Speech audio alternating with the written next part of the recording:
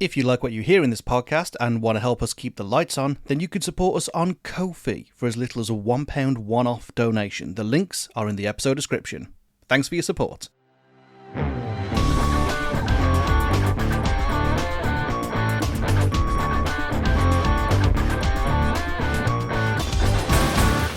This is Skip, the podcast where we tell you, in our opinion, which albums are truly unskippable and which ones belong in the skip. I'm Mike. I'm Rob. And this week we are taking a listen to Appetite for Destruction by Guns N' Roses, an album that I have often misspelt as Ape Tit for Destruction, because I am stupid. Or are you dyslexic?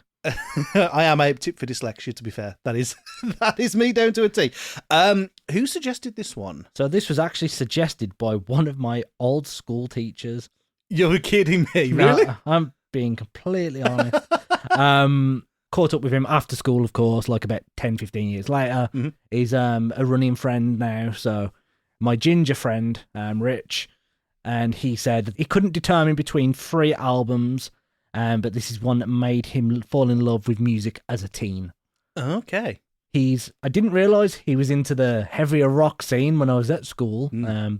So when I went through my emo phase, he probably understood a little bit more than I thought. Your teachers don't have readable personalities when you're a child. No, they don't. You don't see them as like humans. You just see them as teacher. Yeah, it's just a body that's meant to make your life misery. He was just the guy I played badminton against some mornings. And that is not a euphemism. So was your PE teacher then? Yeah. Okay, there we go. Cool. Well, that is an interesting connection, isn't it? We've had your brother, we might as well have your PE teacher. It's a real family affair, this podcast. I know, right? I mean, what's next? My seamstress. Anyway, next week, your seamstress has suggested, what album was it again? Wham's Greatest Hits. Oh, lovely. So we can't do that, so we'll have to do something else instead. Guns N' Roses, man. Feel like this has been a long time coming. I feel like a lot of people, certainly the iconography of this album is very strong, and I feel like it's held for many, many years. The front cover, we don't often talk about the album art. Probably one of the most iconic front covers from any album. For sure. It is one of the, I mean, what would you classify this as? Because I still think of it as glam. I know it probably isn't glam, but that's where I go to when I first reach for it. I'd say early thrash.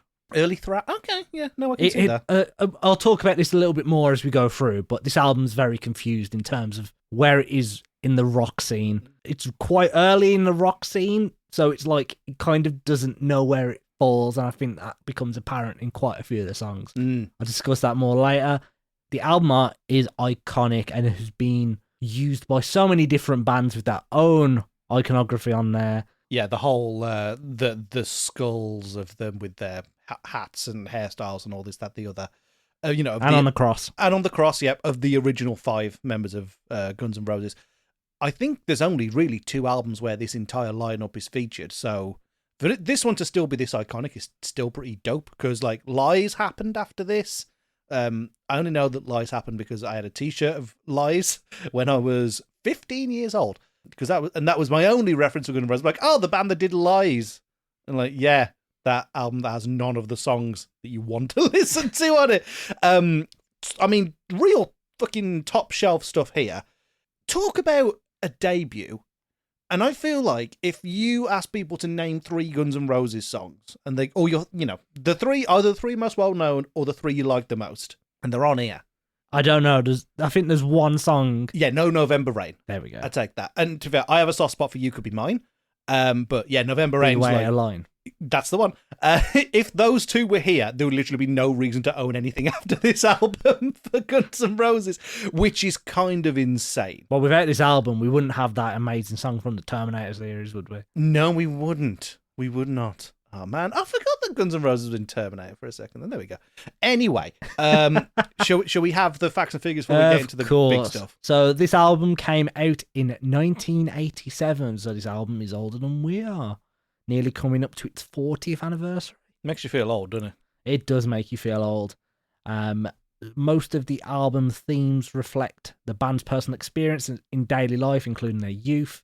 And the cover depicts a Celtic cross with skulls representing each of the 5 members. Izzy Stradlin, Stephen Adler, Axl Rose, Duff McKenna, and Slash. Duff McKagan. Just McKagan. I can't speak. Duff I McKenna. can't spell. Duff McKenna's Duff man. I will rock you thin. Oh, I haven't thought about Paul McKenna for many a year. Fuck you. Initially, this got very little mainstream attention. It wasn't until the following year that it actually became a commercial success after the band had toured and received significant airplay with Welcome to the Jungle, Paradise City, and Sweet Child of Mine.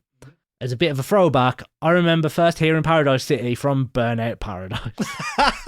Hang on, that came out in 2007. I was not a Guns N' Roses fan. I'm gathering that now, yeah. I guess. But many fans actually and critics consider this one of the greatest debut albums in rock history, a perfect storm of punk attitude, bluesy swagger, and arena-sized riffs delivered with venom and vulnerability at the same time. I mean, I don't know how much I agree with vulnerability, because what was we try not to talk outside of the pod about this, but I think it's on It's So Easy. Oh yeah. You can the edgelord. Oh God. Yeah, okay. Yeah. Well, we talk about fuck off. It just felt like the first time that you ever swore at your parents. Yeah. Like, you can just fuck off. And it doesn't rhyme with anything. It just comes out of nowhere. I love it. Anyway, sorry, carry on. In positive news, there were 3 singles. Hey! Is it the ones we lads. think they are? No. Oh. So, you can guess 2 of them. So, Paradise City. No. Oh. Ah. So, it's Sweet Child of Mine, Welcome to the Jungle. Yes. Can you guess what the first single was? Hang on. So, neither of those 2 were the first single? No. Welcome to the Jungle was the second, and Right. Sweet Child of Mine was the last. So what the fuck did they put first? Okay, let me double check the track list. It's going to be one that makes no sense. Let's go, Mr. Brownstone. No. God damn it. Which one was it? The Edgelord song. It's so easy. Really? Yeah. Genuinely. You can just fuck off. Anyway, this is our debut. So that came out in June 1987, followed by Welcome to the Jungle in September 87, and then Sweet Child of Mine in August 88. Wow, okay, they really delayed that one. That was a really, really delayed one. It eventually reached number 1 on the Billboard 200, became 18 times platinum in the US, one of the best-selling albums of all time, and produced multiple global hits. It apparently cemented Guns N' Roses as the most dangerous and exciting rock band of the late 80s. There was a thing, we'll talk about it in a little bit, about like a moral panic about Guns N' Roses, which was very silly, but carry on. So critics praised Axl Rose's dynamic, unpredictable vocal performances, which as years have gone by, he's become more and more unpredictable to the point now where he sounds like a baby looking for anything to suck on when he's playing a live show and trying to hit those live notes. And the band's raw authenticity compared to the polished glam scene, which was around at the time. And that's why I'm kind of glad that this doesn't fit in with glam as much, because if you compare this to Kiss, they're very different experience. Yeah. It's got some bedfellows in the genre, but like, yes, it is slightly more towards hard rock. And even though looking at them now, I would not have considered this, it's apparently an unfiltered portrayal of street life and self-destruction. This was a very from the roots sort of rock band, which when you see Slash's guitar collection nowadays, you don't think, oh, God, that guy come from nothing. I mean, you don't think that when you watch the music videos for the singles. Like, when Axl's got that ridiculous white jacket with the printed logo on the back, you think, you a bit up yourself and a bit from money. Turns out, no. Turns out this is very much the start of their journey. This was the start of the journey. I remember friends telling me years back that Slash learned on a guitar with one string that his nan gave him or something like that. I couldn't tell you whether that was true or not. Was this his nan from Stoke? Because he used to live in Stoke. He used to live in Stoke?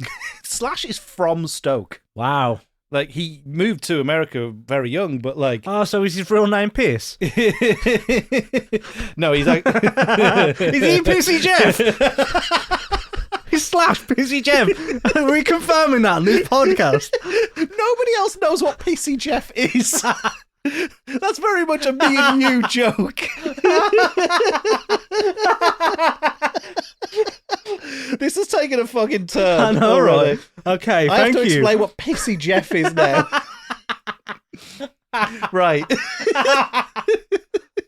When we play Jackbox, we, like everybody, don't put our actual names in and put ridiculous fucking names in. I think I got it from, I think it's a Tom Scar video. But, like, It's a video where he's doing like a PowerPoint presentation, but he doesn't know what's on the slides until he turns around. And I'm pretty sure he described one of the people on the screen as Pissy Jeff, and it fucking stuck with me. So it stuck with me as well. It's still we're playing. This is how fucking 30-somethings I am at the minute. We're playing Boggle Party every night on Netflix, and I have consistently been Pissy Jeff for, I would say, about 3 weeks. I just haven't changed it. Oh, Pissy Jeff. It's also what we call the dog. When she's going out for a wee. Call her Pissy Jeff. Call her Pissy Jeff. Oh, that's great. No, what am I going to be thinking about when she goes out for a wee? Welcome to the jungle. Oh, she's off out for an ape tit. Oh, not again. Oh, she's proper got an appetite for destruction, this one. Mate, she's destroyed that fucking lawn, I'll tell you that. Oh, no, right. Anyway, carry on. So, the genres of this album are described as hard rock, sleaze rock, blues rock, and punk influence rock. I'd lean more towards, like, easy thrash. Easy thrash, hard rock, radio-friendly thrash. I mean, apart from the, why don't you just fuck off? It's not that punk. It's not even post-punk. No. Like, I think that's just because it is, certainly this first album is a bit more, life is chaos and drugs and sex and fuck off. Like, you know what I mean? It's not punk, though.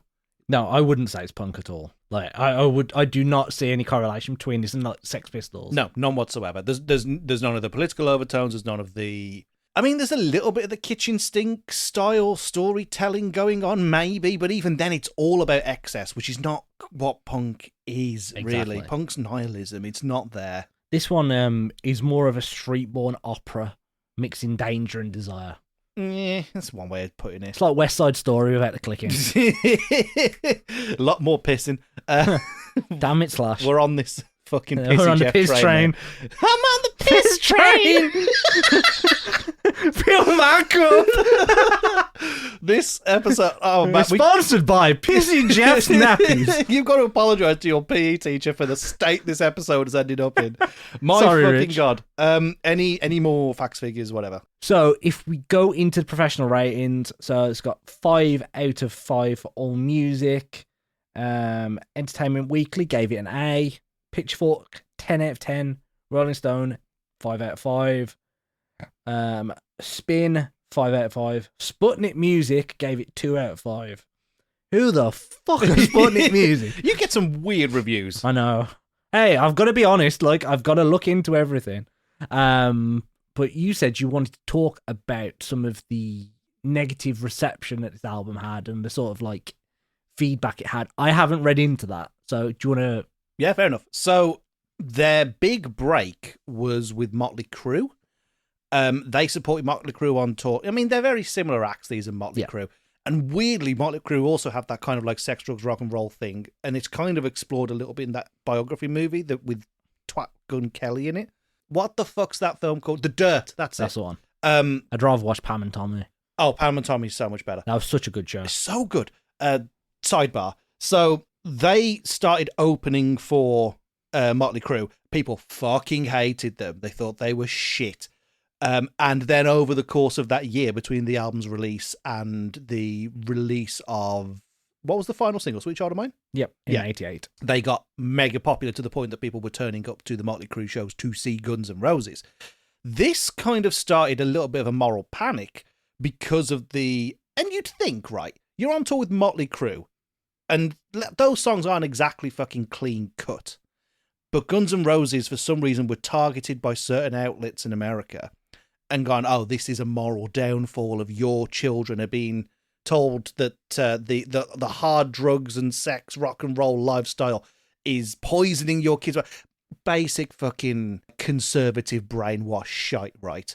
But no one's immune to it. And Guns N' Roses were, in 87 and 88, the target of that campaign, branded the most dangerous act in rock and roll. Wow. Well, you can just fuck off. I was going to say, you can just put together a thesis about why it is you have that opinion.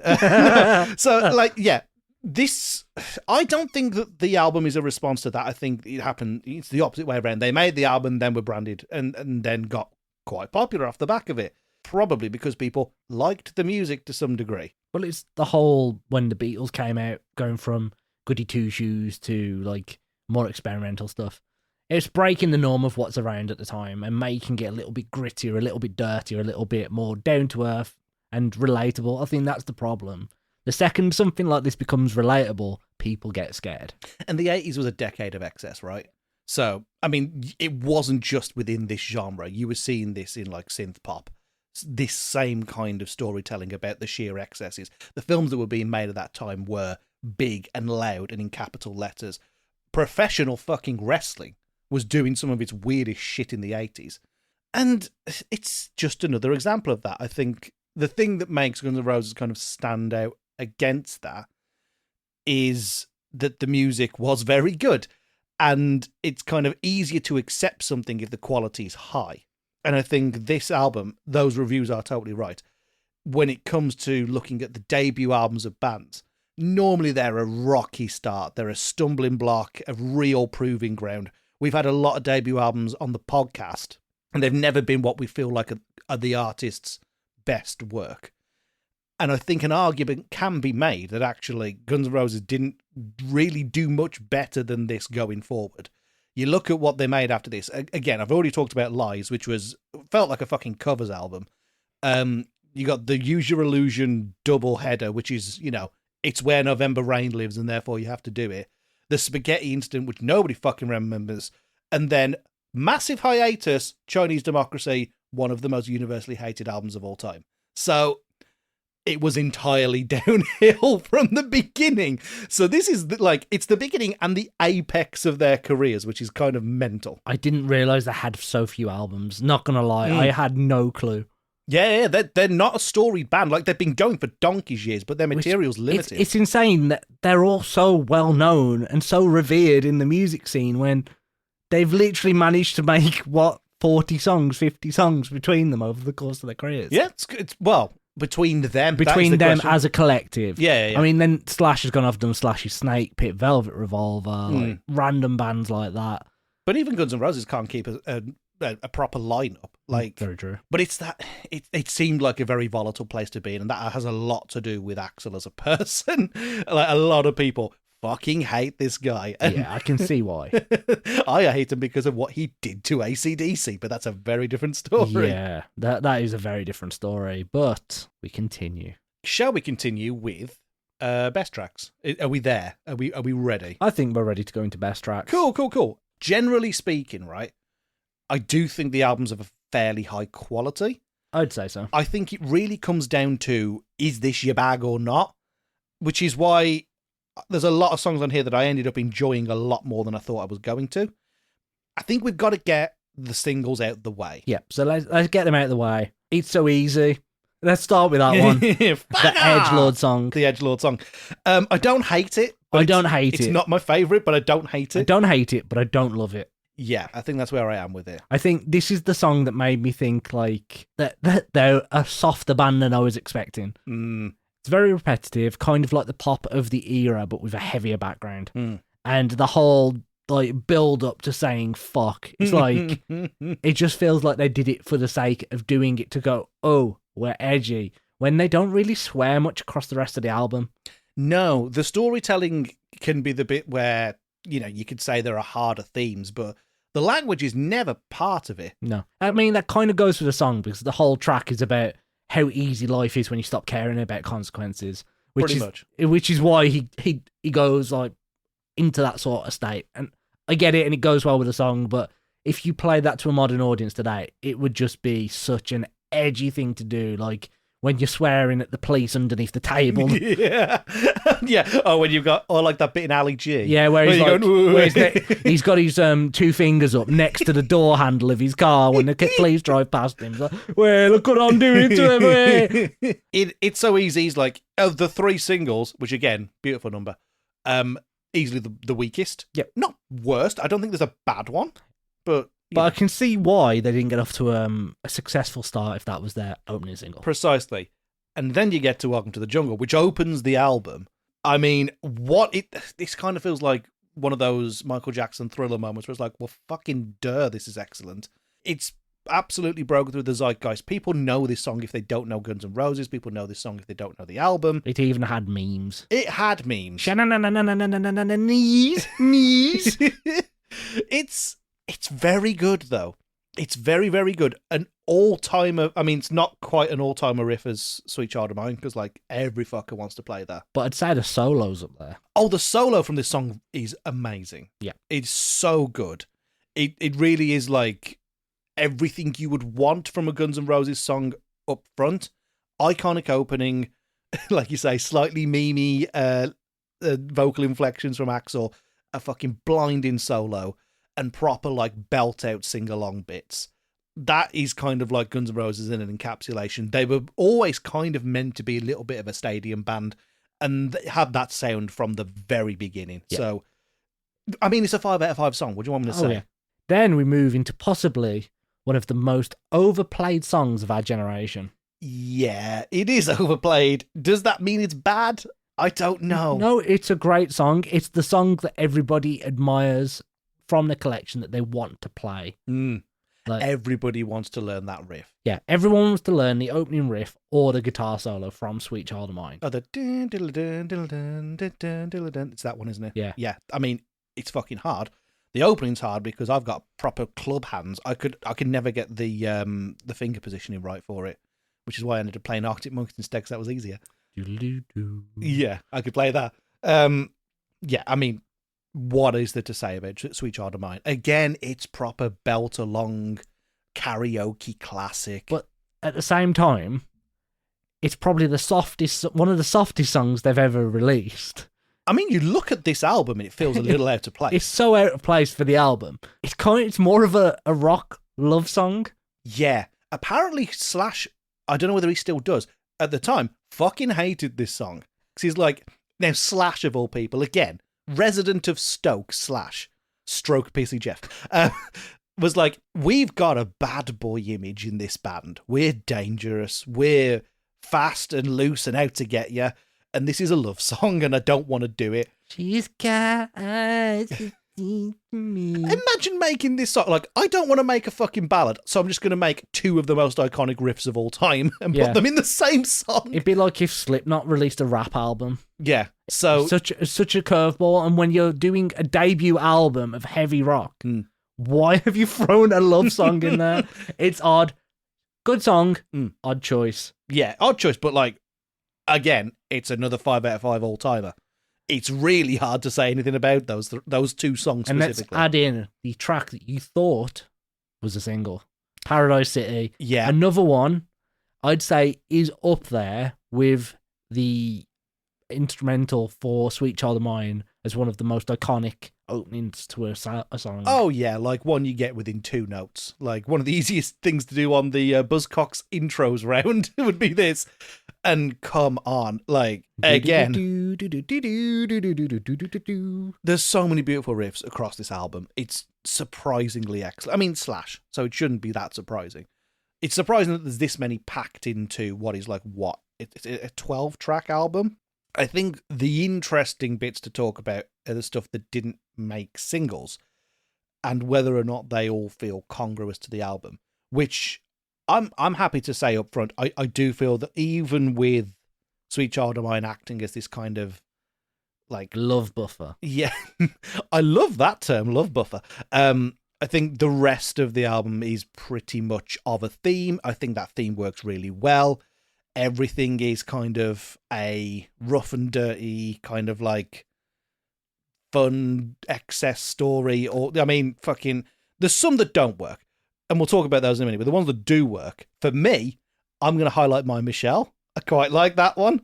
There's not really anything to say complicated. I just think the kind of the tempo of the song works really well when it kicks into the well bit. It's got that kind of clicky finger, noddy head, like all of the reactions that you would want when you were playing this music live, which, you know, lest we remember, is where they got their fucking break. That just works in a crowd setting. And I think that is a fantastic little gem. I imagine that people already know this song. If you're into Guns N' Roses, you probably know all of these. Well, this is the song that made me think this is early thrash. Yeah, that kind of makes sense. I can see because it's those... like that sort of like faster than average rhythm for this song, it kind of made me think, oh, okay, yeah, I can see this influence in some of the heavier thrash bands that came out after it, but with like softer vocals from Axl Rose, of course. Yeah, but again, he's still screeching. Like, he can't screech like that anymore. I don't think he could screech like that long after he made this album, so it's a good thing he did it when he did. I just never thought I'd hear a song that talked about sowing all your wild oats. Oh, there's a lot of sex songs. Literally, Anything Goes starts with, I've been thinking about sex. Well, yesterday was Tuesday. Maybe Thursday you can sleep. But school starts much too early, and this hotel wasn't free. It was a different time. It was a different time. The BBC was still covering up many nonsense. Anyway, moving on. Is there any kind of like songs that you like picked out? You're like, oh no, this is actually excellent. Why wasn't this a single? Ooh, that's a tough one. I mean, I didn't mind Mr. Brownstone. It's fun, isn't it? Yeah, it's a fun song. It kind of made me think of Metallica. I think I get that from like the dun element of the riffage. Yeah. I do get that. It's fun. It's a fun song. Same as Night Train. Feel my cool, never to return.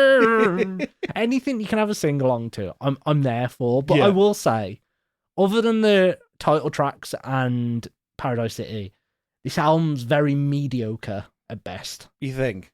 For the majority of tracks, I wouldn't say they stand out to the point where I can remember what they sound like by reading their names. And that, to me, screams mediocrity. Okay, that's an interesting take, because I took it as a texture, this thing works start to finish. It is one thing done very well for an amount of time. And it's kind of like, I mean, this is going to be a hell of a comparison for anybody who knows me. It's kind of like how, the latest Mad Max movie was just one big chase sequence. And it was just one thing done very well for 2 hours. It kind of felt a little bit like that to me, in the sense of it's not trying to do anything other than be this slightly edgy, like you say, early thrash, post-punk hard rock kind of thing. And it doesn't aspire to do anything beyond that. It just goes, well, let's just do that very well 12 times in a row with incredible all-time riffs included. Well, I wouldn't say that mediocrity is a bad thing. Okay. I'd just say that this album doesn't have, apart from the ones that we've mentioned, any tracks that excel. Realistically, to be mediocre is fine. You're middle of the road. It doesn't mean you're bad. It just doesn't mean that you can excel. And we've had albums before where we've gone, okay, some of the songs aren't as strong, but it's still unskippable because the songs work. I'm not saying I necessarily want to skip any of the tracks. I'm just saying that while they might be all right to listen to, they haven't left enough of a lasting impression on me where I can remember what they are from the name alone. And to me, that just screams middle of the road, disposable, but in kind of like a McDonald's burger kind of way. Yeah, so it's fun good. Whilst you're doing it. It's fun while it lasts, but it doesn't leave a lasting impression on the mind.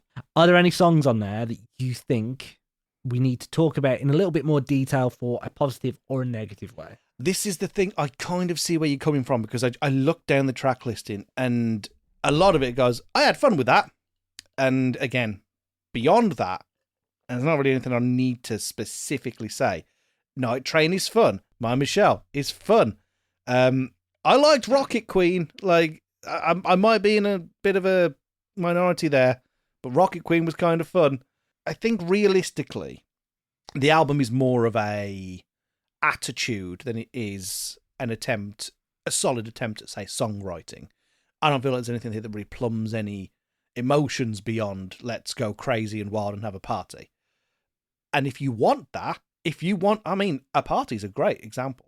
If you want a rock album to put on fucking end to end and not have to change the record, I mean, I'm talking a bit in old terms here, like with physical media, you put this on, there's going to be something that people are going to like across this. Yeah. And I'd say most people who are into this genre will find something to love. Most people who aren't in the genre will still pick up on those singles and still want to listen to them because of where they are in the cultural zeitgeist. Which also makes identifying the bad songs quite hard. So again, right turn into the bad stuff here. I don't feel like there's much to complain about. If I had to point at something and go, that was the bit I enjoyed the least, it probably would be Anything Goes, because it just felt the wrong side of lazy. Again, the opening gambit of a line, I've been thinking about sex. Okay, good for you. The chorus I found to be really uninspired. Just the my way, your way, anything goes. Just repeated ad nauseum. That did very, very little for me. Where I think at least there is some iconic bits of basically everything else that's going on in the album. Even Rocket Queen, which like I feel like people don't love or talk about that much. It at least found a different kind of... I don't know what effect they put over his vocals in Rocket Queen, but it gives it a different flavour to a lot of the other stuff on the album. And Anything Goes lacks any additional kind of feel or texture, whereas a lot of those other tracks can rely on a certain element. So a lot of them can rely on Slash's incredible riff work and solo work, or there's like elements of the song. Like, we keep talking about, why don't you just fuck off? But it made me remember It's So Easy. It was so, like, it was just so blatant and in your face. Yeah. I heard that for the first time and I took a note of it to talk to you about it. That's how it lingers in your mind. You need elements like that. Yeah, and that's a memorable element. Apart from the fact that it literally just felt very cookie cutter, I couldn't tell you anything else about Anything Goes. And I think that's de facto the worst song on the record because of that. But I still don't have the heart to say it's a terrible song, because I don't think it's a terrible song. I just think it's an also ran. It's also here. You know what I mean? Completely get that. And like, I'm with you on it. Like, I've listened to this album a fair few times all the way through, and at no point have I gone, yeah, I want to skip this. Like, I haven't gone, yeah, I'll turn that one off. I don't like that one. It's, yes, some of the songs are mediocre. They're not as good as the rest, but they're still not bad. Yeah. And I wouldn't change the order in any of them. The only outlier is Sweet Child of Mine. And if I was to say that this album is skippable because of Sweet Child of Mine, I would have to throw myself out of this building and say, you're wrong. Yeah. Because even though I don't like Sweet Child of Mine as a song, because it's so overplayed, and like if you've worked in any form of rock bar or rock club or even general sort of club, you will probably have heard this at least once a night for the last 15 fucking years. It's still an incredible song with one of the most memorable intros, outros, and guitar solos in existence. So I think that's kind of showed you where my cards lie. Yeah. I'm going to have to give this the unskippable rating because I feel like it would be sacrilege to do anything other than that. Yeah, there's no point in beating around the bush, right? I do think that and I've said it many times across this review, as a feel, as a mood, as a visceral thing, I do feel like it just deserves to be listened end to end. It is unskippable. I do feel that it's because it is the quintessential Guns N' Roses experience. Yeah. Everything after this has its differences and flaws and weaknesses, or is just abject, outright awful in the way that Chinese Democracy was. I remember being excited for Chinese Democracy and fucking hated it. So, like, I was very much there on that. And that was because the songs that I did like from them, when I was getting into, you know, these guys and Whitesnake and Sabbath and Christ knows what, you know, rifling through my mum's old vinyls, was, the hits. This has a lot more hits, or at least songs adjacent and in the same spirit as those hits. For this to make it so approachable, as a 80s rock anthem record, you can't have really done much better. You would have just had to have invented November Rain a couple years prior and whacked that on, and it basically would have been perfect. So there's nothing really else to say. Well done. It's going on the wall. Well done, Guns N' Roses. I know you didn't do this to impress the two of us, but you've managed to do so, and I think that's probably the easiest decision that we've ever come to a consensus on. This and Thriller in it. Yeah, it's between those two. It's been less than 40 minutes. Shall I throw in a track of the week? If you've got one. Well, I've got a new one from a band that I've mentioned before called Magnolia Park. Oh, yeah. With another band called Arrows in Action called High. Mm-hmm. Well, the song's called High. Sorry. Hi. Hello. Not spelled that way. Have you ever heard the song Pony by Genuine? If you want it, come get it. No. Okay, so it's kind of like a sexy song. Okay. This is like a rock version of that. Right. Where they've took elements of that song and turned it into like a rock love song, and Okay. it is such a banger. Like, genuinely, I want you to have a listen to it after we finish recording. Just I want to see your face when you're listening to it. But it's like R&B bump and grind meets metal, Okay. and it is a vibe. Like, This is like when that rock band did a cover of that Lick Me Like a Lollipop song. kind of like Is that. it like that? It's like that, but less like on the nose. Mm. It is a great song, and again, a black fronted band. Like, all the main members are black apart from the guitarist. It's so nice to see proper representation from black artists in the rock field. Like, there are some artists that do well in it, but there's so little of it nowadays. It's so nice to see something different, something new. We've got time. Shall I do a very quick track of the week? Yeah, go for it. Incredibly quick, because you know it, and it's kind of a no-brainer, right? Broco's new song is so good. What the fuck are Nickelback doing on there? And why does it work? So Don Broco released Nightmare Tripping, which is the title track from the new album, also called Nightmare Tripping. That's going to be out in like, what, a month? Yep. Something like I that? think the day after my birthday. Yes, of course. Yes, it's arriving then. This feels like they had about 12 ideas for a song and also had Nickelback on the other end of the phone for some reason and went, yeah, sure, we'll just do all of that. And I genuinely believe this might be one of the best things they've ever done. Yeah, I completely agree. It's going back to pre-Amazing Things, vibe, energy, huge hooks. And why the fuck does Chad Kroger sound so good in this? Right? It doesn't make Are any we sense. getting a Don Broco Nickelback tour? If so, we are going. Yeah, I kind of want to go to that, yeah. It's so good. It's so unbelievably good. Like, it's that good that it's made me go back and listen to Nickelback. Jesus Christ. I mean, let's not go too hasty. But yeah, great song. Glad to see Broco back at the heavy. This feels like early technology stuff, and like that's as the best opposed to period. Birthday Party. This is the second track of the week that Broco have managed to get on lately. Mm-hmm. As you can probably tell, Birthday Party was the biggest bunch of donkey balls that we've ever listened to. I showed it to Mike before we went to an Electric Callboy show, and we were sat in the car listening to it, and his face was just sheer blank. Oh, it was, what on earth was that? I was like, that is a real song. It truly could have been the end of both of our interests in this band. I threw a party for my birthday. It's the worst fucking thing I've ever heard. And then Nightmare Tripping is in contention for Song of the Year. It's that good. Yeah. Like, there's a screamo section. There's a like a funk groove section. There's a Nickelback chorus. There's the ending bit where it gets all spacey. And they add all this kind of like headroom to all the fucking noise, with that riff. I am just hoping that the rest of the album keeps this theme. I mean, I'm guessing we've already had another track off it. We've had Cellophane before. Yeah, so Cellophane is on this album. Yeah. I'm hoping that it stays around that sort of like mass wave of energy, and they pull off some more random public stunts like the wedding and shit like that. Well, when you sent me the picture of them with Nickelback, I was like, it's not April, is it? I thought it was April Fool's. It was that big of a thing. Love Broco, and I'm glad to see them back. And I think that's all she wrote for this week. I think it is. Next week, it is very much not a rock record.